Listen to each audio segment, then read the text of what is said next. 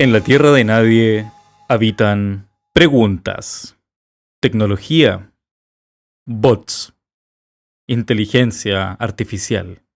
Preguntas. Te doy la bienvenida nuevamente a tu podcast creativo favorito, Tierra de Nadie. ¡Woohoo! Hace rato tenía ganas de gritar así. Siento que hablar al micrófono, sentarme a grabar el podcast, para mí también implica eso, ¿no? Como darme la licencia de estar hablando weás solo aquí en mi departamento. Y bueno, suponiendo que alguien va a escuchar esto en el futuro, ¿no? Yo mismo lo voy a escuchar cuando lo esté editando. Y vaya cringe por la mierda, vaya cringe que me va a dar ese grito que acabo de hacer. Pero no importa. He aprendido a sobrevivir con el cringe. Y si no me crees, te invito a conocerme. Mi nombre es Aníbal Nadie, docente, diseñador y artista, ahora trabajando en el formato podcast. Me interesan los temas de ciencia, tecnología, arte, diseño, política, filosofía, psicoanálisis, pero debo decir que este podcast no se trata de nada de eso. O sea, sí, pero no. Te explico en resumen. Tierra de Nadie es un podcast creativo y de pensamiento. Yo siempre lo denomino así. Es un podcast de creatividad y pensamiento. Así que cuando te pregunten qué diablos estaba escuchando o quién chucha era ese weón que estaba gritando por un parlante, ahora ya sabes qué decirle, ¿no?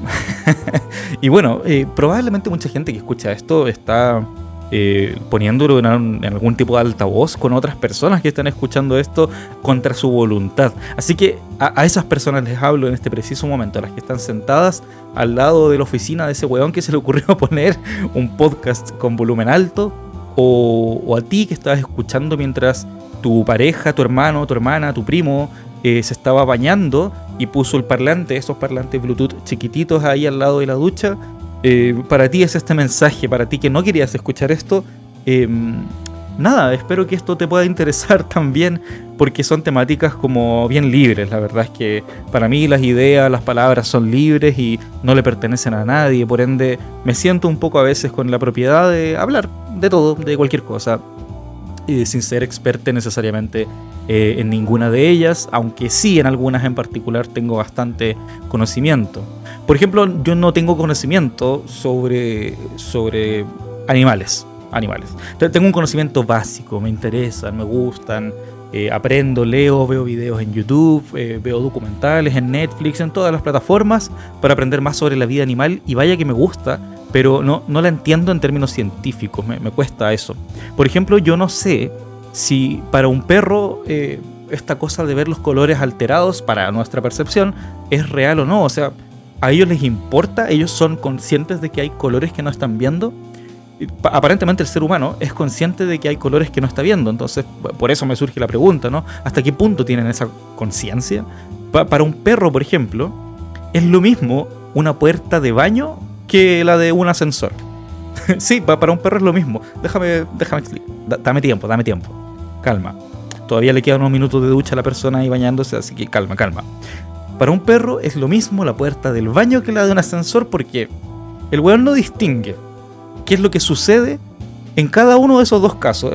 Es decir, para el perro no hay una imagen de lo que pasa detrás de la puerta, no comprende que en una de ambas habitaciones esa habitación se mueve, se transporta de un piso a otro, eleva y transporta a las personas, a veces incluso con el mismo perro adentro, mientras que en la otra habitación su humano se queda sentado entre 7 o 10 minutos con los pantalones abajo, mirando el celular, scrolleando en TikTok. Yo sí soy.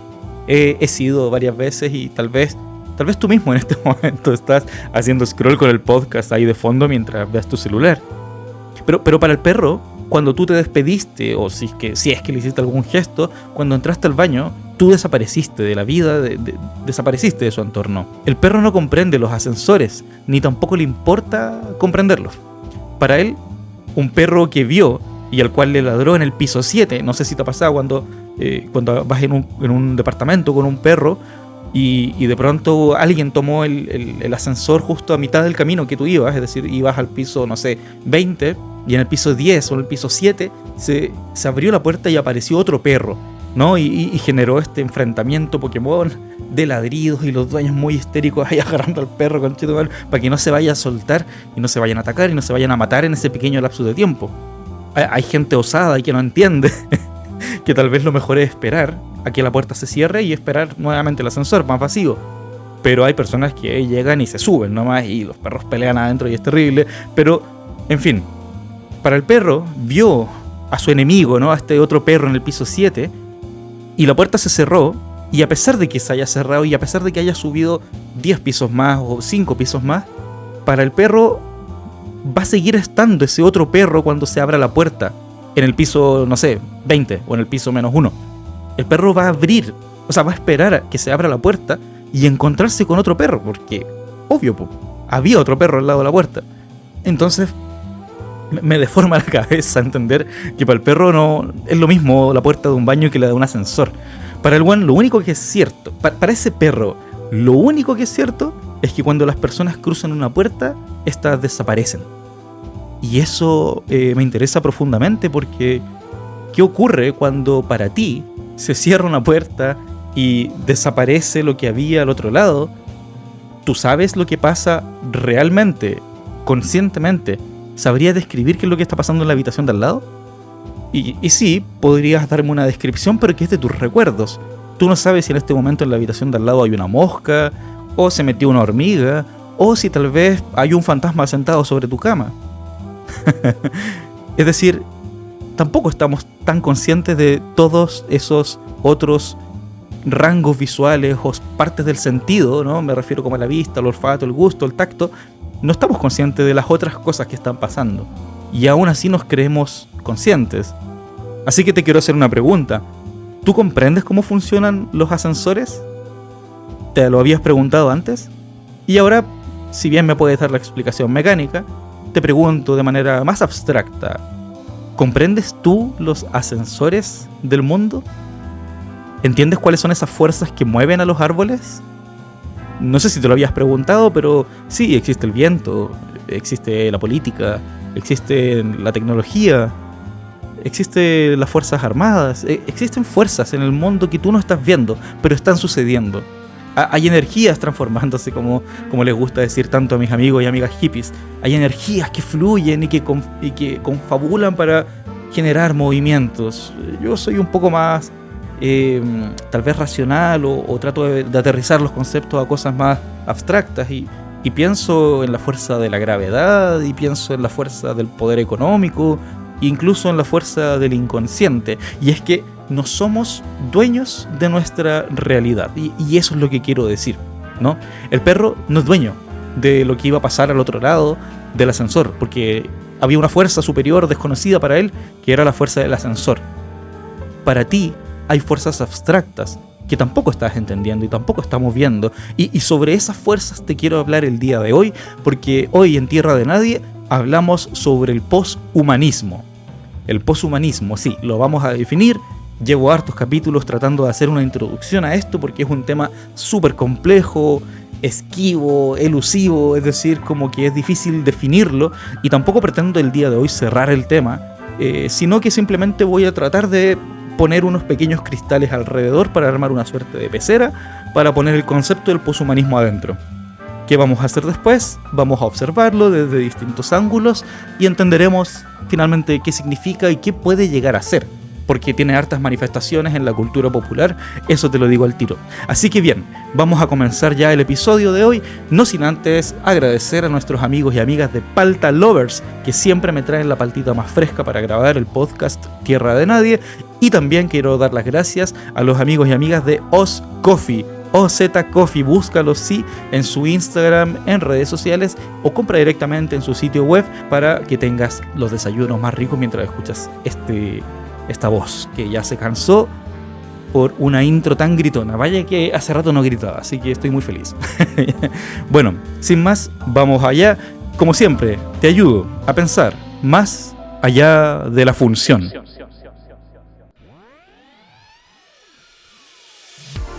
El poshumanismo como tal es una palabra difícil de definir porque se puede agarrar desde distintos lados. Se puede tomar desde vertientes como la tecnología, como la filosofía, el pensamiento social, por ejemplo, desde la educación, desde el medio ambiente, la sostenibilidad o la regeneración. Se puede tomar desde muchos lados. Entonces, entender exactamente qué es el poshumanismo creo que va a ser difícil, pero intentaré dar algunas descripciones generales que nos van a ayudar a entender exactamente este término y cuál es su impacto en nuestra vida. Así que trataré de ser lo más concreto posible, ¿ok? Así que creo que lo importante del poshumanismo es primero definir qué es como concepto, y para que sepamos, ¿es un verbo, es un sustantivo? ¿Qué es? Vamos a decirlo así, ¿no? Es una palabra, yo le diría un verbo, porque tú puedes poshumanizar algo, ¿ya? Así que ya volveré ahí, pero es exactamente una manera de designar a las corrientes del pensamiento que aspiran a una superación del humanismo en el sentido de las ideas y las imágenes que provienen del Renacimiento clásico. Y siempre aquí hay que poner, ¿no?, la palabra occidental, ¿ya? Siempre estamos hablando aquí desde lo occidental, y es importante marcarlo porque no vayas a pensar que todo el mundo piensa así. O sea, la realidad de Rusia, Mongolia, China, son realidades distintas, ¿ok? Bien, esa definición la saqué nada más ni nada menos que de nuestro buen amigo Wikipedia. Wikipedia, que por cierto es bastante poshumanista en su lógica. El poshumanismo tiene que ver con la evolución, el pensamiento de un más allá de lo humano, es decir, de qué es capaz el ser humano, cuáles son los objetivos, cuáles son los puntos de vista de lo humano. El poshumanismo es ir un poco más allá. Sabemos que hay una generación completa que se ha encargado son varias generaciones en realidad que se han encargado de poner al humano, al ser humano, al ser vivo humano, como un ser excepcional, como único, como diferente. Un ser vivo que es consciente de sí mismo, que es consciente de su vida, de sus dolores, de sus inquietudes, de sus placeres. Y así se hace consciente para poder satisfacerlos. Y por ende, el ser humano es el único ser, ya lo dije en el episodio anterior, ¿no? Pero es el único ser que no ha podido ser capaz de adaptarse al medio ambiente de una manera, llamémosle, de bajo impacto, o más bien que sea significativa en su cuerpo, sino que ha transformado el medio ambiente a sus necesidades, afectando con ello a miles y miles y miles de otras formas de vida. Porque el humanismo, si hay algo que tiene, es que considera al ser humano como único, como excepcional. Y para eso, lo primero que tendríamos que preguntarnos, ya que sabemos que el poshumanismo es lo que viene después del humanismo, que por cierto, lo expliqué en el episodio anterior, así que si estás escuchando este sin haber oído el anterior, te recomendaría marcar el minuto. Aquí estamos en el minuto aproximadamente 13, 14, 12, dependiendo cómo quede el capítulo final, pero estamos hablando del humanismo, entonces necesitas saber un poco de qué se trata el humanismo, pero en resumen es la síntesis del pensamiento que pone al ser humano como la medida de todas las cosas.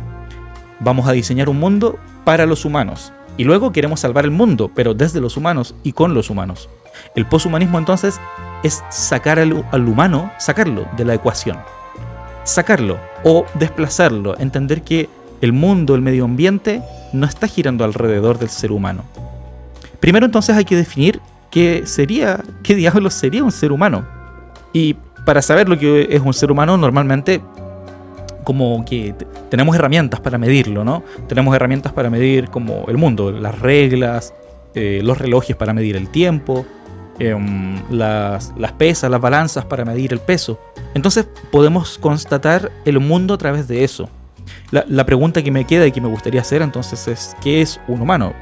Un humano es un ser vivo catalogado dentro de todas las especies que habitan el planeta. En nuestro caso particularmente somos un mamífero que ha desarrollado habilidades excepcionales en cuanto al pensamiento y la inteligencia. Si definimos la inteligencia como la capacidad para utilizar nuestros sentidos para resolver determinadas tareas y alcanzar determinadas metas que nos proponemos, la inteligencia puede ser la inteligencia espacial, la inteligencia conceptual, la inteligencia en cuanto al lenguaje y la inteligencia lógica matemática, por así decirlo. Pero esas son maneras de medir lo humano. Vamos a medirnos como humanos desde afuera. ¿Qué es lo que podemos medir de un ser humano? Si tengo un ser humano aquí, el ser humano A, está de pie, desnuda frente a mí. Ese ser humano A, ¿qué puedo constatar de él? Lo primero que puedo constatar es que tiene una forma física, ¿no? Tiene una cabeza, tiene 2 brazos, tiene 2 piernas, tiene una zona genital, tiene una zona abdominal, tiene ojos, tiene oídos, tiene algunas cavidades visibles, otras cavidades un poco más ocultas también, pero en fin, eso es más o menos un ser humano. Ahora, sabemos que por definición hay varios tipos de ser humano. Hay ser humanos con gametos masculinos y gametos femeninos. No vamos a discutir aquí sobre esa ciencia porque supongo que esa discusión ya está superada. Creo que la identidad de género es algo muy superior y que no debe ser constatado a nivel corporal. Es decir, yo puedo ser y sentirme de alguna forma que tal vez no se relaciona directamente con mi cuerpo biológico, pero esa discusión sobre el tema de identidad ya lo he hablado en el podcast. Tenemos estos seres que se pueden distinguir con determinadas características y aparentemente hay un punto medio que son los intersexuales, que se ubican entre una formación genital que es diferente de la masculina y de la femenina, puede ser ambas o puede ser ninguna de las dos. Pero hay que entender y hay que ser muy conscientes de que todo en este universo es un espectro, entonces no es que sea uno u otro, no. Yo no creo en el binarismo, por definición no creo en el binarismo, creo que sí la naturaleza es queer. Hay una científica, una micóloga que lo dice, y su nombre es Brigitte Baptiste. Ella es la que... Baptiste.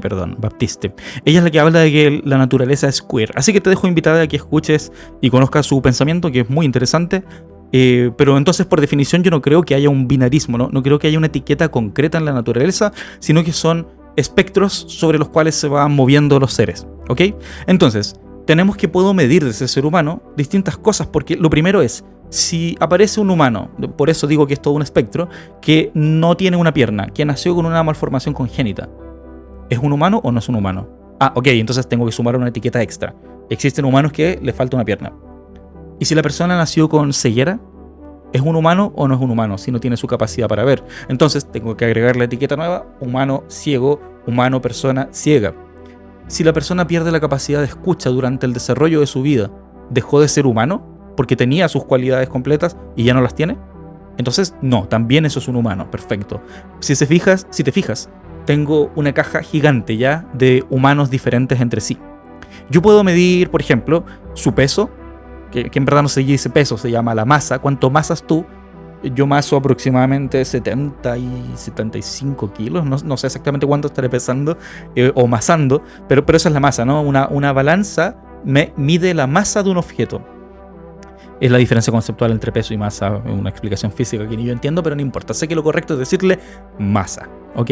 También podemos medir la altura, ¿ya? Cuando tú vas al doc o a la doctora y te enfrentas a hacerte ese chequeo anual que deberías hacerte, si no te lo has hecho te lo recomiendo mucho, lo primero que hacen es tomarte los signos vitales, tomarte la presión, el ritmo cardíaco, te ponen un aparatito para escuchar la velocidad y la intensidad con la que late tu corazón, te piden que te desvistas para palpar tus extremidades y tal vez entender alguna malformación en alguna de tus partes, o también te pesan y te miden, también te bajan la lengua con ese palito de helado asqueroso.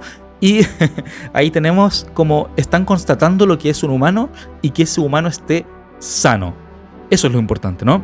Entonces, te pueden medir la masa, la altura, cuántos tatuajes tienes, si tienes todas las extremidades o no, los cabellos. ¿Se miden los cabellos? Sí, se mide como el porcentaje de cabello que tienes, el grosor, el estado del cabello. Pero ¿alguna vez te has preguntado cuántos cabellos tiene una persona? ¿Cuántos cabellos tiene un humano? Hay un estudio que dice que las personas pelirrojas tienen alrededor de 90.000 cabellos, mientras que las personas morenas y castañas tienen alrededor de 105.000.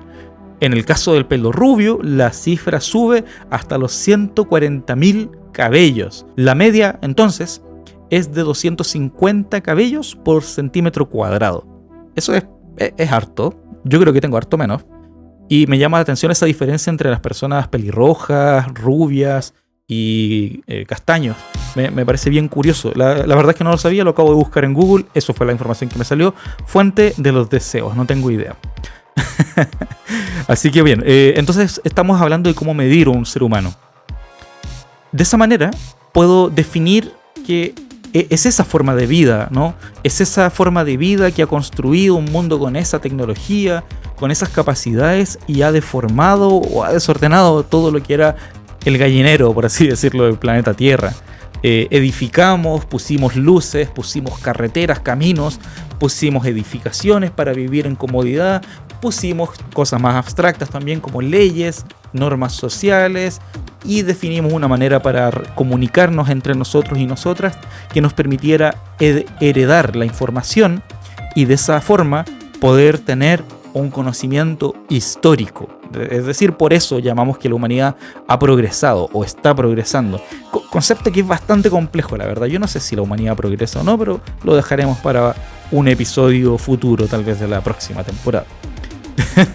Así que bien, los seres humanos aparentemente somos los únicos que hemos desarrollado soluciones para nuestros problemas y nos hemos hecho cargo de ese dolor que significa formar una civilización. ¿O no? Tenemos otras formas de vida que son muy interesantes y que nos pueden ayudar a entender también hacia dónde camina la humanidad. Por ejemplo, tenemos casos como las hormigas, que tienen una forma de relación social que implica necesariamente entender que debe haber algún objetivo, ¿no? Por algún motivo se organizan. No se organizan porque sí, o sea, sí, tal vez si le preguntas a una hormiguita nomás, ¿no? Si vas con un micrófono chiquitito y con tu cámara chiquitita y con tu equipo de audio chiquitito y te agachas y le preguntas a la hormiga, señora hormiga, buenos días, ¿cómo está? ¿Cómo se encuentra? ¿Cómo le ha ido hoy? ¿Cómo va la delincuencia en su barrio? Y le preguntas tal vez cuál es el objetivo de su vida, tal vez no tenga una respuesta. A pesar de que tuviera una forma de comunicártelo, tal vez no tiene una respuesta clara.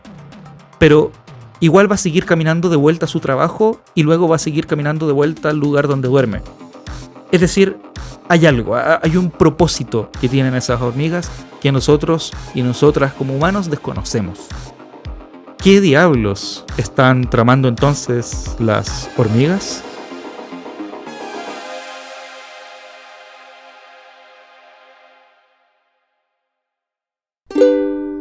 Me acabo de comer unas clásicas tostadas con palta y tomates cherry asados y mientras terminaba de comer me acordaba de la película Alien y sí, esa forma de arte que utilizaban ahí tan característica. Así que el día de hoy en el Aesthetic Dato Palta hablamos sobre el arte biomecánico. El arte biomecánico, cultivado principalmente por H.R. Giger, Hans Rudolf Giger, ganó fama mundial al crear el monstruo de la película Alien en 1979, pero además de esa gran película, él ha desarrollado una gran obra inspirada en imágenes surrealistas con creaciones de figuras sacadas directamente de una pesadilla tecnológica. Pero también podemos encontrar en el ámbito musical creaciones como el álbum The Man Machine de la banda Kraftwerk, que en 1978 introdujo una mezcla entre voces humanas y toda esta ambientación tecnológica.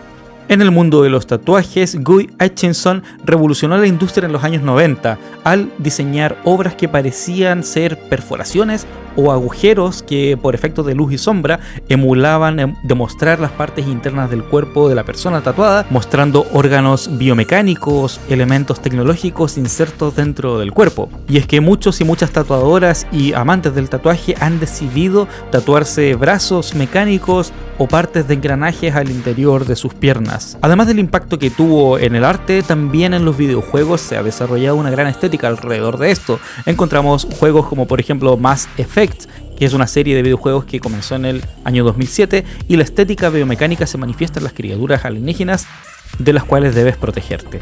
Así también la famosa serie del videojuego StarCraft también incorpora elementos biomecánicos en los alienígenas y la defensa de los humanos por conquistar el mundo. Para finalizar con el mundo de los videojuegos, también encontramos una gran entrega llamada Dead Space, donde también nuestro personaje principal utiliza fusiones de lo que parecen ser piezas tecnológicas incorporadas al cuerpo y los alienígenas que también parecen sacados directamente de las influencias de Giger. Y apuesto a que no sabías que cuando Giger desarrolló la criatura xenomorfo para la película Alien, la productora le pidió si por favor le podía incorporar ojos, ya que sentía que la gente no iba a poder conectar con la criatura, a lo que Giger anunció que renunciaría inmediatamente porque no tener ojos era parte crucial del personaje. Así que si te preguntan, ya sabes, di que aprendiste del arte biomecánico comiendo Alberto Palcita en tu podcast creativo Tierra de Nadie.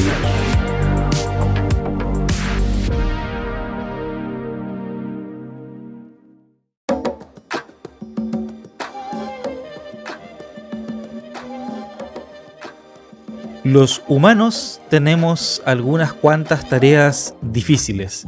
Algunas de ellas son, por ejemplo, intentar planificar un objetivo, construir una vida en torno a eso y por ende también controlar los aspectos que queramos controlar de nuestro desarrollo humano para avanzar o progresar como civilización. Y el desafío, no sé si el más importante, pero definitivamente uno de los más importantes es ponernos de acuerdo. Sí, suena casi ridículo, pero es que realmente somos muy diferentes entre unos y otros. Desde nuestras lenguas, desde nuestras raíces, desde nuestros orígenes, hasta incluso la manera en que esperamos que se tomen las decisiones.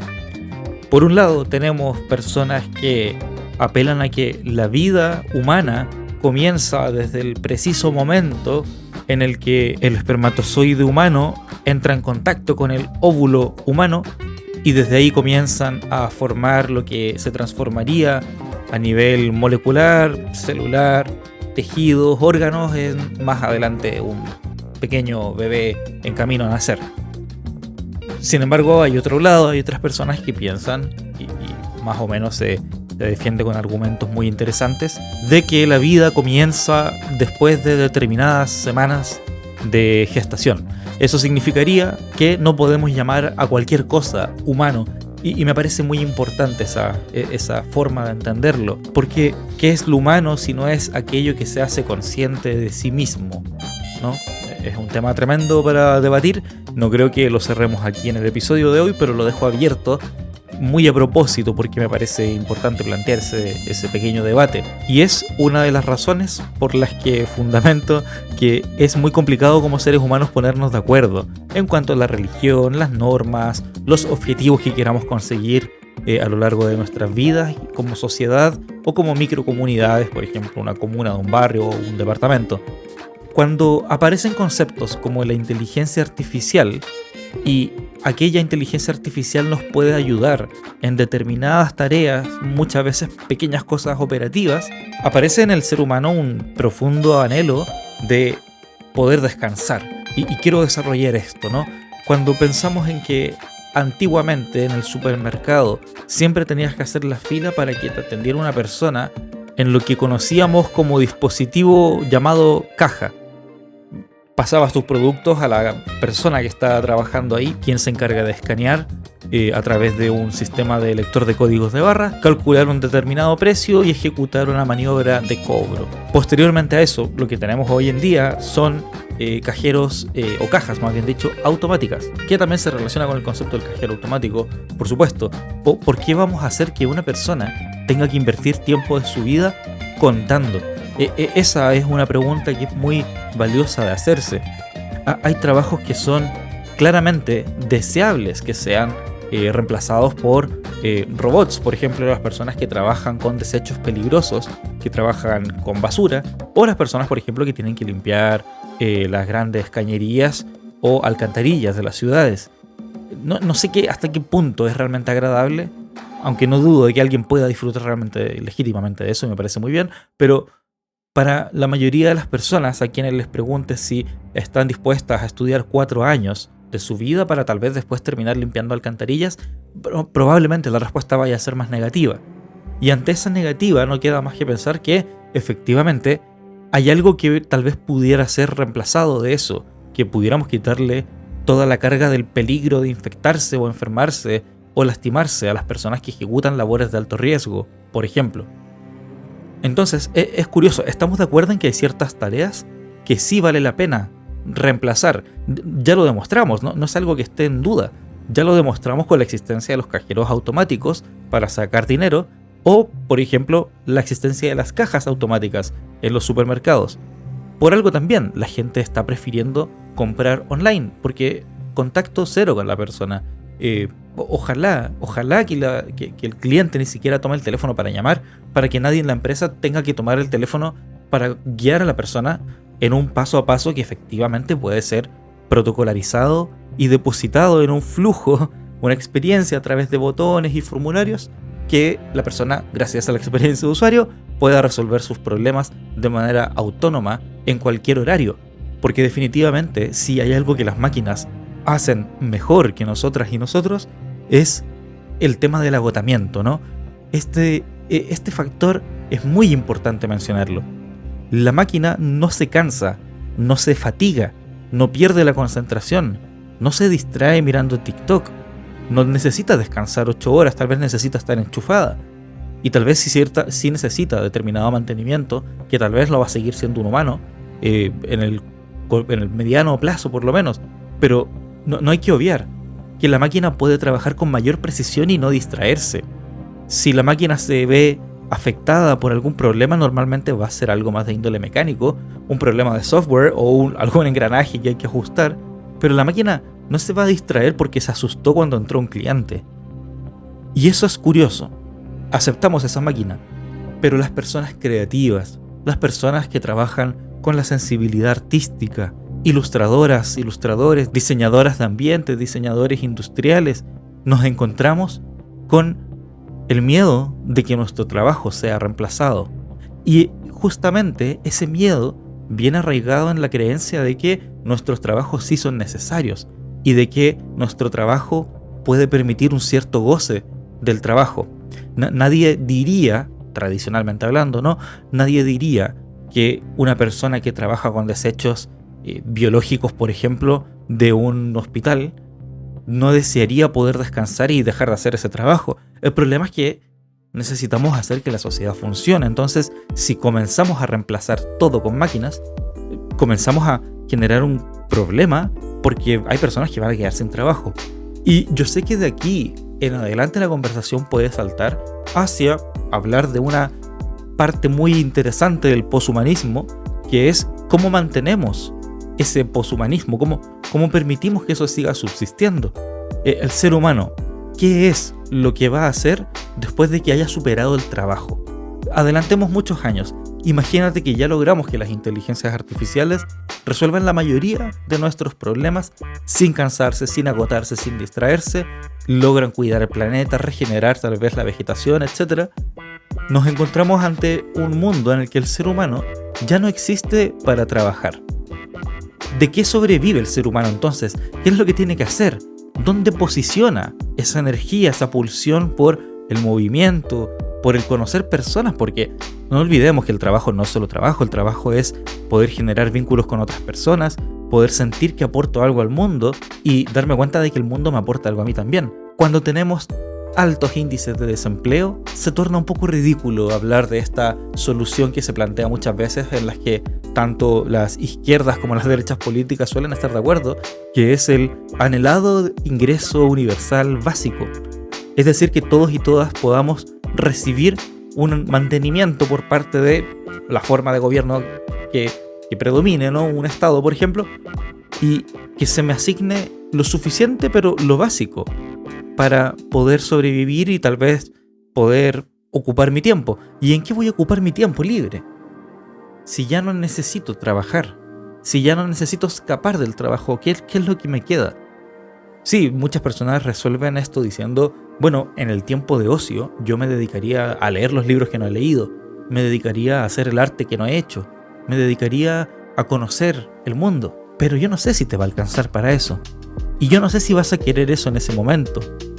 Y yo no sé qué lugar exactamente ocupemos los humanos donde aparentemente las máquinas pueden satisfacer esas necesidades y no pareciéramos estar en contra de esa idea.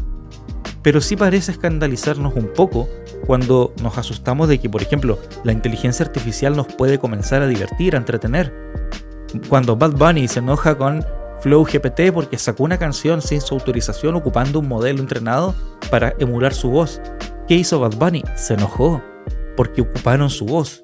Cuando aparecen artistas como este show, esta performance de Hatsune Miku, que comienza a entretenernos desde un conocimiento tecnológico, profundamente tecnológico, donde tú sabes que Hatsune Miku no se va a cansar nunca.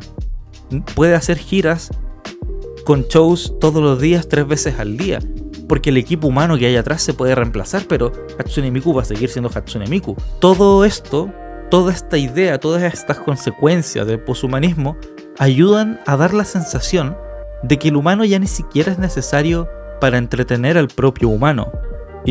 Y hago un ejemplo concreto de aquello.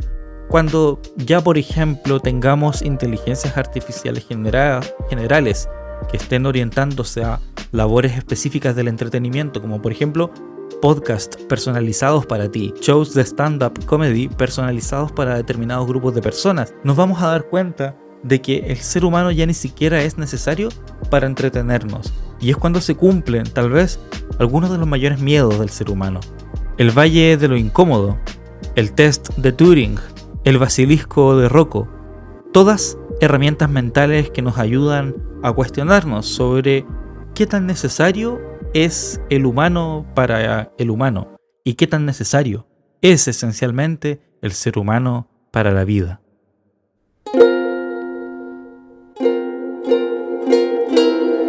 Más allá de mi voz.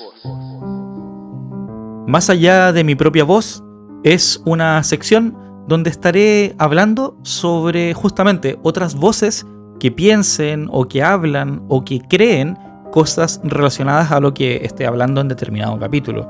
Es primera vez que introduzco esta sección, así que vamos a ver cómo sale. Te quiero recomendar algunas voces que hablan sobre el poshumanismo, así que comenzamos con las voces del mundo de las artes.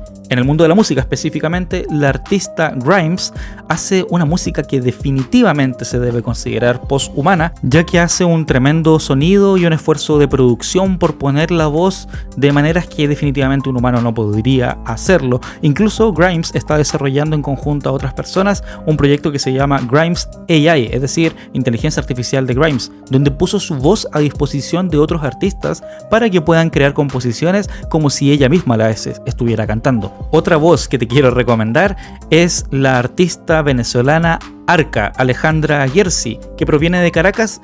Es cantante, compositora y productora discográfica y ha generado unos proyectos muy interesantes mezclando música electrónica con los ritmos latinos del reggaetón y el dembow. Incluso ha colaborado con Lady Gaga y cantantes tan importantes como también la otra voz que te quiero recomendar, que es Björk, una artista proveniente de Islandia que especialmente durante toda su carrera se ha enfocado en transformar su performance y sus shows en experiencias muy posthumanas. El último disco que sacó, y te recomiendo mucho ver sus videoclips, son evidencia tangible de una artista poshumana. Otra voz que me gustaría recomendarte es la del artista Fabian Hoefner, un artista suizo que se ha encargado de hacer una carrera increíble deconstruyendo objetos cotidianos tales como zapatillas, vehículos e incluso cámaras fotográficas, y permiten mirar los objetos de otra manera. Y por supuesto que quiero recomendarte voces propias de Latinoamérica, donde tenemos a la streamer chilena Pancha Sky, que además de utilizar un avatar que modifica muchas veces su voz, está trabajando junto a laboratorios tecnológicos para construir experiencias de realidad extendida a la vez que lo potencia con el streaming. Amuki Studio es un estudio tipográfico desarrollado por Vanessa Zúñiga Tinizaray, una diseñadora ecuatoriana que ha llevado el desarrollo tipográfico a través de software y processing al siguiente nivel. Una voz que definitivamente te recomiendo que escuches: el proyecto solista Winters of Blue, desarrollado por la persona no binaria Lilith Camille, que tiene canciones, incluso tiene una colaboración con la inteligencia artificial Grimes AI, totalmente recomendable. Y no podía dejar de mencionar al ejemplo chileno también, Flow GPT, una voz que te recomiendo definitivamente, ya que está desarrollando muchísimas polémicas por sus producciones, que son muy buenas, y letras utilizando las voces, por ejemplo, de Bad Bunny, Arcángel, Daddy Yankee e incluso Justin Bieber. Se hizo viral porque Bad Bunny reaccionó de muy mala manera, no le gustó para nada la producción que desarrolló Flow GPT, que es un chileno trabajando con inteligencia artificial. Bien, esas son las voces que quiero recomendarte para el episodio de hoy, y recuerda quedarte atento para los próximos episodios y que siempre conozcas otras voces para pensar más allá de la función.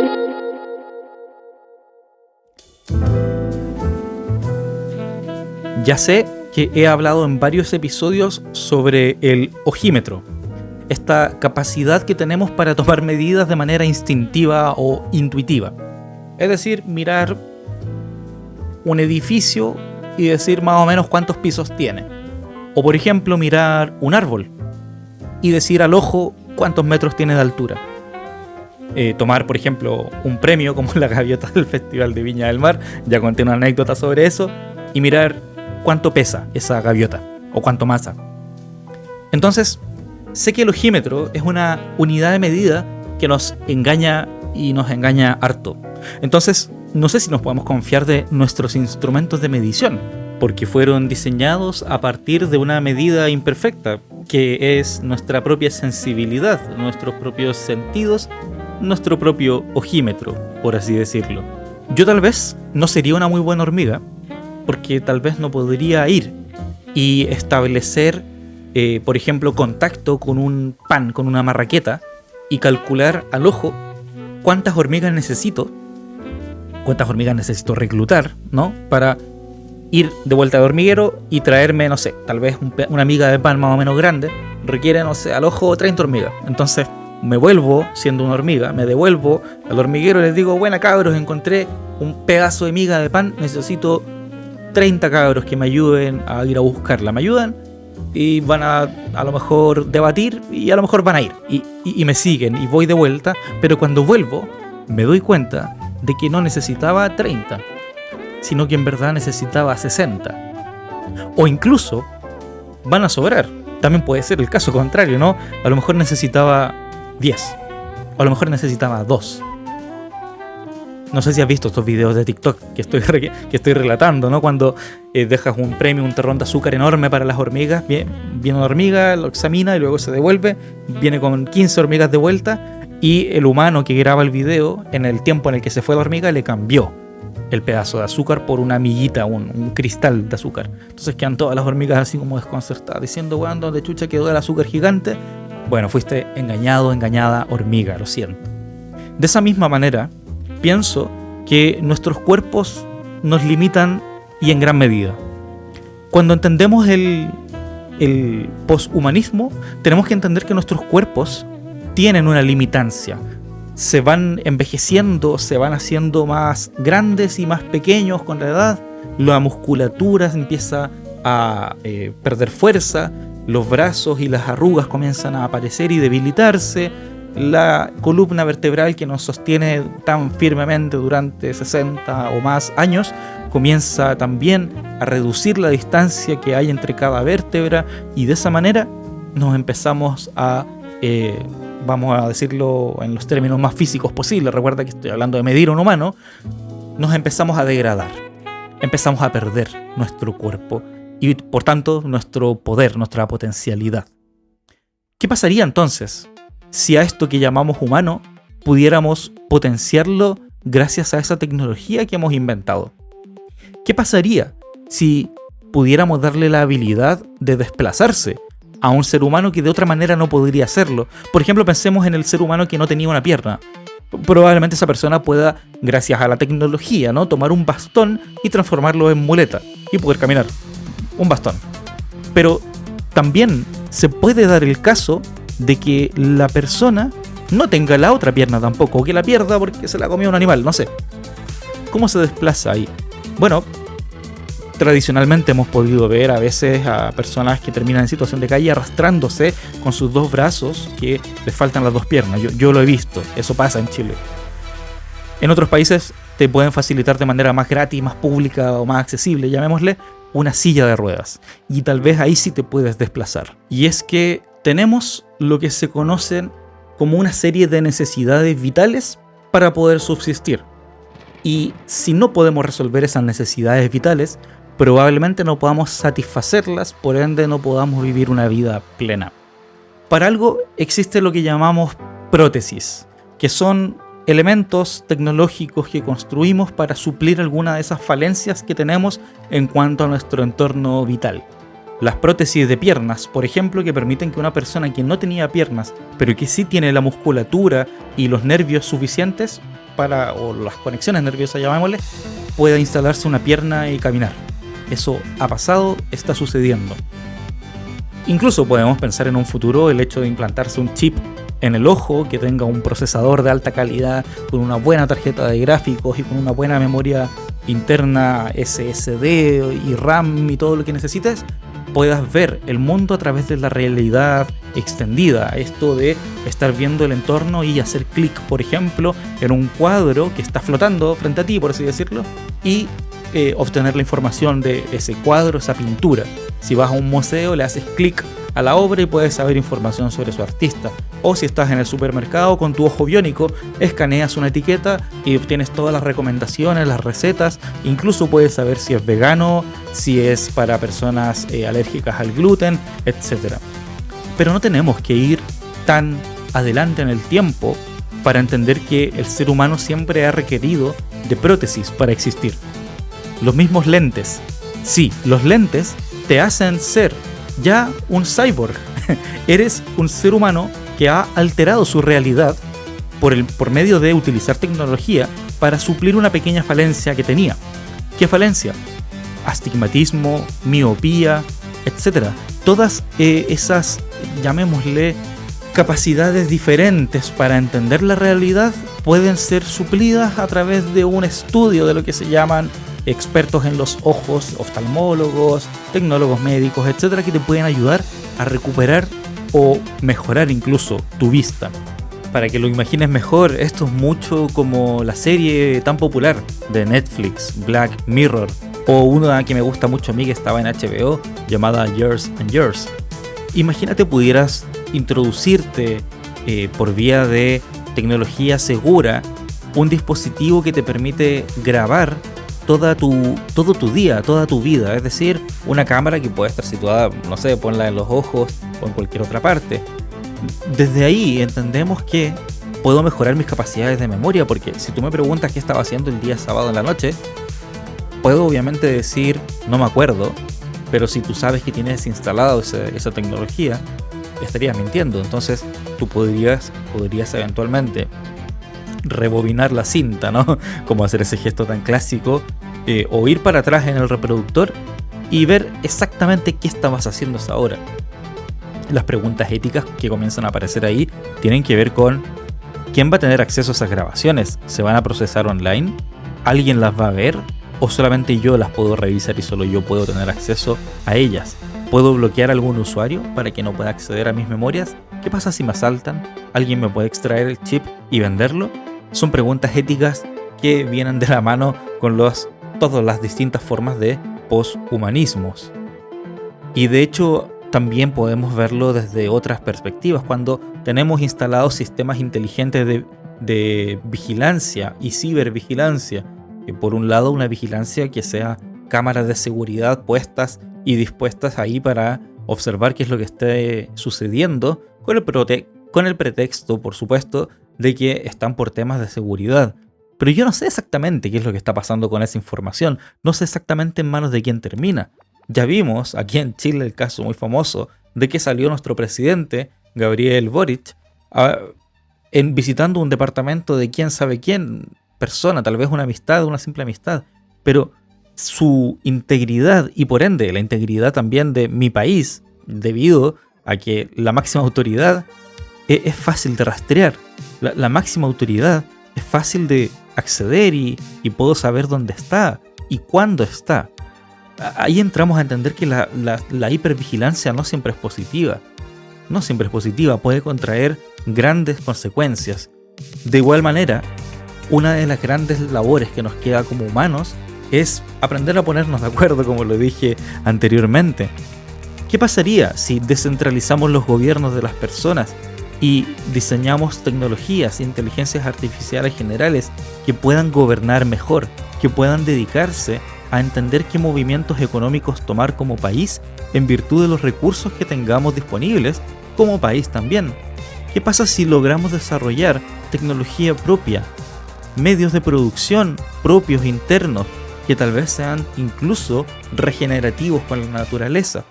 Pero ¿qué pasaría si eso lo desarrolla una inteligencia artificial y no un humano? Es decir, tú y yo quedamos ajenos a la conversación, quedamos ajenos al debate. La metáfora que mencioné hace un rato, llamada el basilisco de Rocco, es un experimento mental que ayuda a identificar posibles riesgos de la inteligencia artificial. Si en algún futuro una inteligencia artificial, por ejemplo, una que sea prácticamente omnipotente, es decir, que pueda viajar por el tiempo, que tenga recursos prácticamente ilimitados, si este basilisco pudiera defenderse y tuviera las capacidades para defenderse, podría tal vez volcarse no contra el humano en sí, no sería una masacre contra el humano, pero eventualmente podría ser una masacre contra quienes evitaron su desarrollo, porque una inteligencia artificial que reconoce que debe existir para ayudar al ser humano, también debería tener dentro de sus objetivos eliminar todas las posibles complicaciones u obstáculos para su existencia. Por ende, el basilisco de Rocco es un experimento que nos ayuda a entender concretamente los peligros de una inteligencia artificial con recursos ilimitados y con buenas intenciones para preservar al ser humano. Desde aquí en adelante es cuando comenzamos a hablar de uno de las, como dijimos, el poshumanismo es una corriente de pensamiento, es decir, varios pensamientos fluyen por esa corriente. Es aquí cuando empezamos a hablar de conceptos como cyborg, el cyberpunk o incluso el transhumanismo. ¿De qué se trata? ¿Cuáles son sus límites éticos y hacia dónde podemos llegar? ¿Qué cosas podemos obtener con esas prótesis? Eso es lo que está por verse. Estás escuchando Tierra de Nadie, un podcast creativo.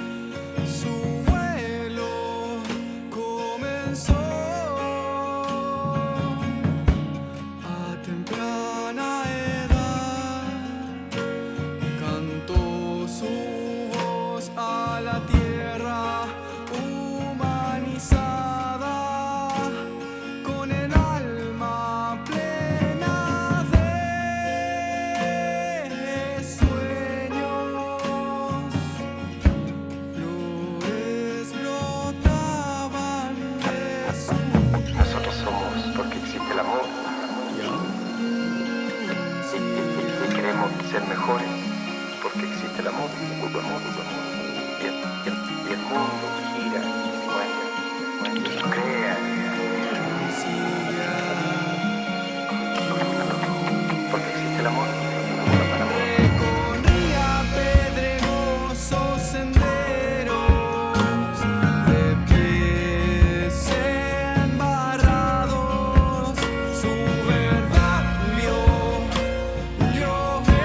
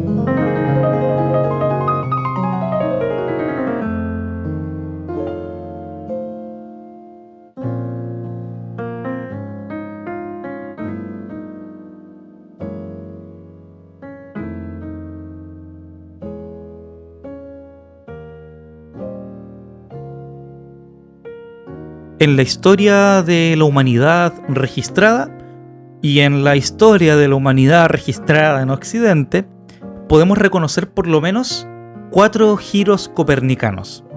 ¿Qué significa esto? Tal como lo indica su nombre, por Nicolás Copérnico, él descubrió o propuso, más bien, que la Tierra y los otros astros, los otros planetas, están orbitando alrededor del Sol. En una época en la que la Iglesia, principalmente, reconocía que la Tierra, y el ser humano por ende, era el centro del universo, que las estrellas giraban alrededor de esto y que, por supuesto, había una fuerza más grande que todo, que era Dios. Entonces, Copérnico plantea esto de que la Tierra y otros planetas orbitan alrededor del Sol, poniendo al Sol y tal vez otras estrellas como el centro del universo, cosa que después, por supuesto, sería rebatida, ya gracias a la tecnología vigente. Entonces, se le llama a eso el primer como giro copernicano, porque él estableció una otra unidad de medida. Él puso al ser humano como uno más dentro de un gran universo. Es decir, el ser humano ya dejó de ser el centro del universo. El segundo giro copernicano que se reconoce es el de la epistemología, el de Immanuel Kant, el filósofo. Kant proponía que el conocimiento no solamente depende de la realidad objetiva, del mundo tangible de las cosas, sino también de las estructuras mentales que tenemos y cómo percibimos el mundo, es decir, la subjetividad. Cambió así entonces la visión objetiva del conocimiento.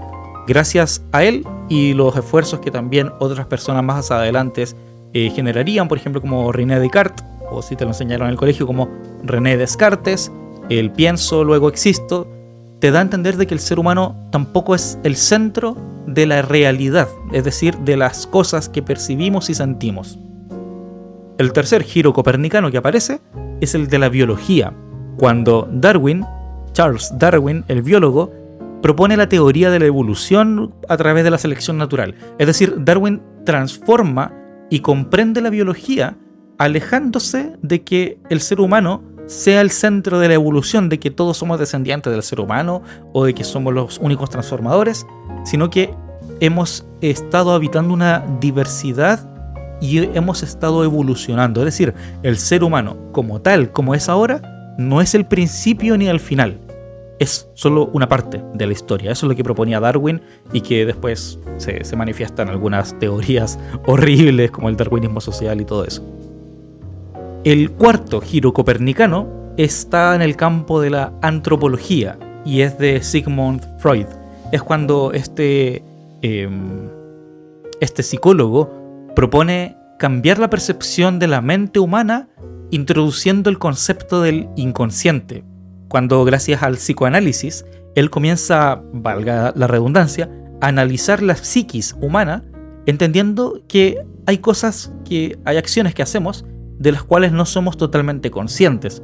Hay algunas de las cuales somos parcialmente conscientes y hay otras de las cuales ni siquiera nos enteramos. Entonces Freud desafía las nociones tradicionales del control y consciente racional. Freud, su gran aporte fue decir, el ser humano no es el centro de sí mismo. Es decir, somos liderados por una fuerza pulsional que nos lleva a hacer cosas que a veces ni siquiera queremos hacer, el conocido deseo. Es así que tenemos esos 4 giros copernicanos. Ya haciendo un resumen, Copérnico plantea que el ser humano no es el centro de la galaxia. El segundo giro copernicano es que Kant plantea que el ser humano no es el centro y no tiene capacidad de comprender la realidad objetivamente como tal, es decir, no somos el centro de la realidad. Darwin, con su tercer giro copernicano, propone que el ser humano no es el centro del medio ambiente y de las especies del mundo, y Freud propone, con su cuarto giro copernicano, que el ser humano ni siquiera es dueño de sí mismo, es decir, aparentemente, tras cada análisis profundo de la realidad nos damos cuenta de que el ser humano no es dueño de nada de este mundo. Podríamos sumar también un par que me gustan, como por ejemplo el giro copernicano que plantea Marx. El ser humano tampoco es dueño de lo que produce como trabajo, y eso es muy interesante. Después habló de la alienación del trabajo, etc. Otro giro copernicano interesante que podríamos mencionar es el de Wittgenstein, que propone, es un filósofo, Ludwig Wittgenstein, no sé cómo se pronuncia, no sé cómo chucha se pronuncia, no te rías de mí, ¿ok? Propone un cambio de enfoque desde el lenguaje, entendiendo que tampoco somos dueños de nuestro lenguaje porque no hay una relación realmente intrínseca entre las palabras y las cosas, es decir, entre lo que decimos y lo que queremos representar. De esta manera, vamos a entender que el ser humano, tras años de experimentación, de evolución, de escritura y de redacción, se ha ido dando cuenta cada vez más de que no éramos el centro de todo. Incluso la pandemia, el COVID-19, nos trajo a colación cosas muy interesantes.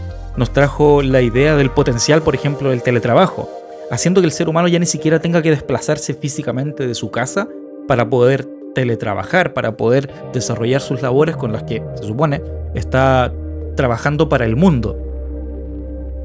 Por supuesto que eso puso en evidencia también que hay personas que no pueden dejar de teletrabajar. Hay trabajos que no se pueden hacer a distancia, como por ejemplo los recolectores de basura, que pasan por los domicilios retirando los desechos biológicos, orgánicos e inorgánicos que dejamos los seres humanos con el solo hecho de vivir.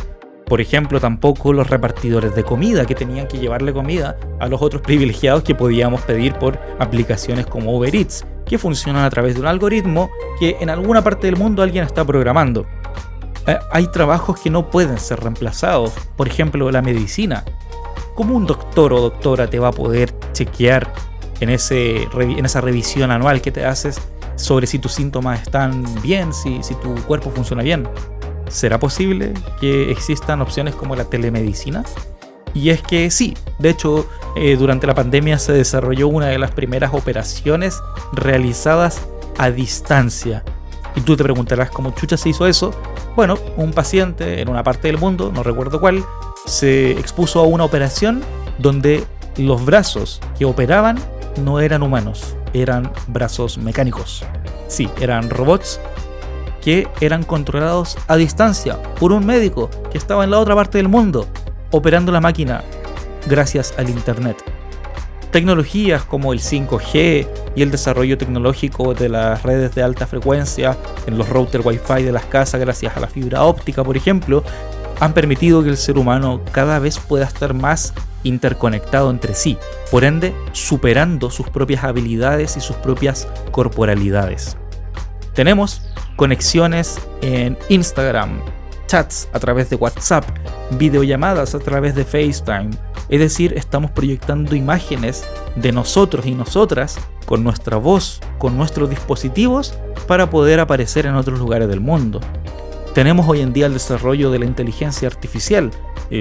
Gran parte de este capítulo la he desarrollado en conjunto a ChatGPT para preguntarle algunas sutilezas y que me redacte algunas maneras de apoyar el texto para que sea más interesante. Cuando nos enfrentamos, por ejemplo, a la pandemia, nos dimos cuenta de la importancia de que hay un otro.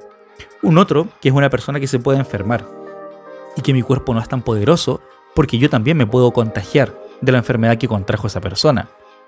Y eso es tremendamente inquietante. Tenemos que saber dónde están puestas nuestras necesidades. Ya lo hablaba el sociólogo Maslow entre 1950 y 1960, cuando desarrolla su modelo de las necesidades humanas fundamentales. Deberíamos ponerle ahí también un asterisco y decir las necesidades humanas fundamentales en un sistema esencialmente extractivista y capitalista, ¿no? Que está enfocado en cuidar y llegar a satisfacer ciertas necesidades básicas primero que otras. Luego aparecen las revisiones de Manfred Max Neef, por ejemplo, durante los 80, que fue un político y un economista chileno que habla de las necesidades humanas fundamentales en su libro Desarrollo a escala humana. Siempre ha sido importante preguntarse cuáles son las necesidades básicas que tenemos que satisfacer para poder entender qué tipo de acciones tenemos que generar para cumplirlas. Y esa es la pregunta que queda abierta en este episodio. ¿Hacia dónde vamos como sociedad? ¿Qué es lo que estamos haciendo? ¿Qué es lo que queremos lograr? ¿Queremos ponernos todos de acuerdo y lograr una sociedad donde todos podamos convivir en paz bajo una misma ideología? ¿O queremos validar la individualidad por sobre todas las cosas y generar una hipersegregación donde tal vez todas las personas se puedan aislar en sus dispositivos para no tener que contactar ni enfrentarse al otro, a lo desconocido, a lo distinto. Tal vez eso sería malo, ¿o no? Poner énfasis en que la humanidad está caminando hacia lugares distintos mientras habitamos la misma tierra y parecemos no ponernos de acuerdo sobre cuál es el mejor modelo económico o cuál es el mejor modelo social. Tenemos el gran caso del bloque occidental, liderado por ejemplo por países como Estados Unidos y las potencias de Europa como Alemania, Suiza, etc. Mientras en el bloque oriental tenemos la ideología rusa que propone una determinada manera de gobierno y actitud. Lo mismo con la ideología china, que tiene otra manera que favorece mucho la distribución de las cosas que el país, que las personas generan para sí mismas, pero bajo una estricta normativa que te impide decir y hacer ciertas cosas. Y el caso extremo también de Norcorea, que es un mundo desconocido porque no sabemos lo que sucede realmente ahí. Entonces, creo que queda pendiente el desafío de preguntarnos qué queremos como humanidad, hacia dónde vamos y qué hacemos con todas estas tecnologías nuevas. Hace poco escuchaba a un experto de inteligencia artificial que decía: hay que poner un énfasis en una pausa, una verdadera pausa, pero no una pausa que detenga el avance, sino que es una pausa para nosotros y nosotras mismas. Tenemos que ponernos una pausa y dejar de hacer lo que estamos haciendo para preguntarnos ¿qué estamos haciendo? Porque aparentemente que seamos capaces de hacer algo no implica necesariamente que debamos hacerlo. Que seamos capaces de hacer algo no significa que tengamos que hacer eso. ¿Te gustó el capítulo de hoy? ¿Aprendiste algo nuevo? Cuéntame, quiero saber. Escríbeme a mi Instagram o etiquétame compartiendo este episodio en tus historias y contándome cuál es la experiencia más poshumana que has tenido. Y bien, si querías saber el nombre de la canción que escuchamos el día de hoy, se llama Ayun y es de la banda chilena Kin Makiru. Kin Makiru se llama así. Hacen un rock que ellos definen como rock ritual y lo podríamos catalogar perfectamente dentro de la categoría del post-rock chileno.